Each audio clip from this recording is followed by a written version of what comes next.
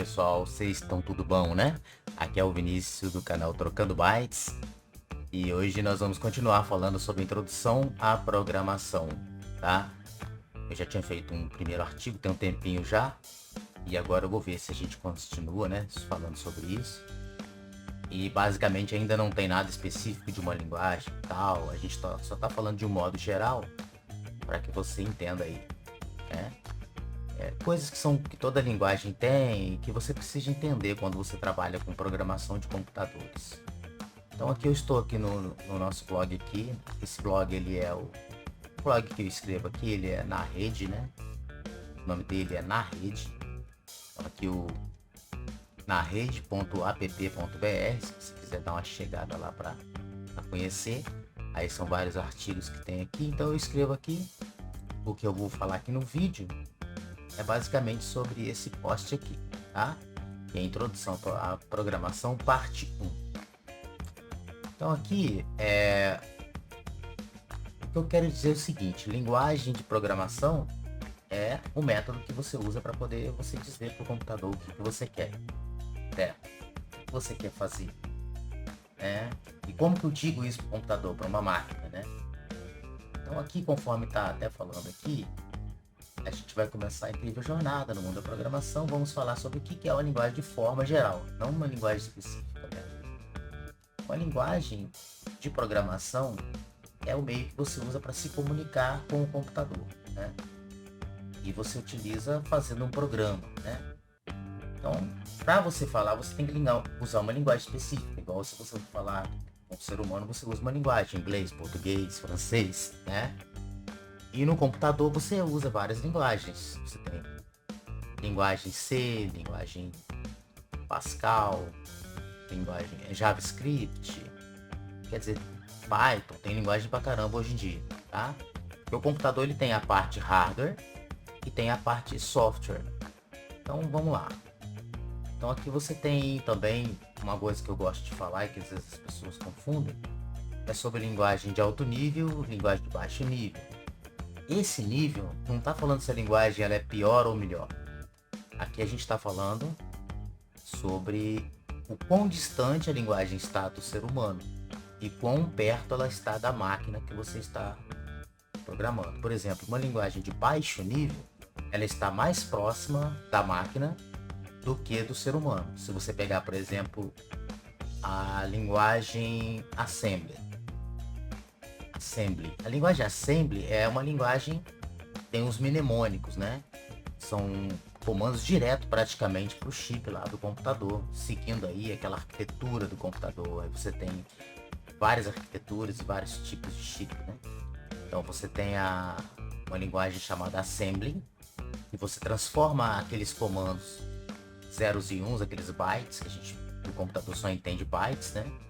E você converte aquilo para uma linguagem um pouquinho acima, que é o Assembly, que transforma no que a gente chama de mnemônico. Tá? Então os mnemônicos são códigos que representam um byte. Por exemplo, mover o valor 10 para o registrador do processador acumulador. Aí você vai ter um move A,10. Vamos supor, isso é uma linguagem bem de baixo nível. Conforme você vai subindo um pouco, você já vai, vamos supor, você já tem uma linguagem tipo a linguagem C, que muitos consideram como linguagem de médio nível, que ela consegue falar bem baixo com o computador, utilizando memórias, aliás, endereços de memória, que a gente chama de apontador, que você vai ver no futuro. E você também consegue escrever comandos também em inglês, geralmente as linguagens estão em inglês, bem próximo ao ser humano. Bom, você tem while, você tem switch, você cria variáveis, tipo assim, total igual a 10. Então você já está bem próximo ao ser humano. Mas mesmo assim você ainda acessa a memória diretamente através de apontadores. Tá? O C é uma linguagem que ela é uma linguagem bem próxima lá também da máquina, então vamos colocar ela como médio nível. Aí depois você tem uma linguagem um pouco mais de alto nível, que vamos supor, o Python, um exemplo. Então o Python é uma linguagem de altíssimo nível. Você não se preocupa em apontadores no Python. Você se preocupa mais assim diretamente na tarefa que você vai realizar. Aí geralmente o que acontece? Uma linguagem nesse nível, no caso do Python, ela é utilizada quando você não se preocupa tanto. Você pode até se preocupar, mas ela não é muito utilizada para coisas que existe uma altíssima velocidade de processamento. Você tem que fazer digamos assim, detalhar exatamente o que vai fazer. Ó, vou usar aqui vou mandar essa memória aqui para o buffer tal para poder agilizar, vou fazer isso. Então, geralmente o Python ele se abstrai desses detalhes. Então você escreve comandos muito de alto nível, bem próximos ao ser humano. Então, quando você precisa de uma coisa muito rápida, você vai acabar caindo numa linguagem um pouco mais próxima da máquina. E você precisa dizer certas otimizações, certas coisas que aquela linguagem permite. Tipo, você tem o Rust, ou você tem o C, C++, são linguagens bem próximas ali da máquina. Tá? Então, esse negócio de alto nível versus baixo nível é isso. Não significa se a linguagem é melhor ou pior, tá? Então aqui nessa imagem você pode ver aqui no baixo nível, que é o low level, né? Você fica mais lá próximo aos bits, bytes, componentes que fazem tal coisa, memória. E aqui você fica lá tranquilão, lá sentado na nuvem ali, tranquilo, sem se preocupar muito com isso. E vai fazendo o seu trabalho. Cada um tem a sua aplicação e não tem problema nenhum nisso, né? Então continuando aqui tá explicando sobre isso, né? Aí você tem quais são os elementos fundamentais, né, da programação de computadores. Quais são esses elementos? Então, um computador, geralmente, você falando bem genérico, você vai ter entrada, algum tipo de processamento, né? E depois você vai ter uma saída. Geralmente um programa ele se comporta dessa maneira. Ele pega alguma entrada do usuário, aí o computador vai processar aquilo, né? Alguma coisa em cima daqueles dados brutos de entrada, e depois ele vai gerar uma saída, que aí pode ser um relatório, pode ser na tela, pode ser um jogo. Até um jogo ele é entrada, processamento e saída. Você está lá jogando, aí você está lá mexendo com o mouse ou com o joystick, por exemplo, com o controle ali, aí aquilo é processado e é transformado em imagem para você. Você mexe com o bonequinho para direita, ele vai para direita. Aquilo ali houve um processamento, ele obteve a entrada, processou o software, né, que a gente está falando, o programa. Aí depois ele jogou na saída aquele resultado, que pode ser, no caso, o movimento do bonequinho. E a gente também tem, dentro dessas partes lá dentro do computador, nós temos uma coisa muito importante, que é a memória do computador, né?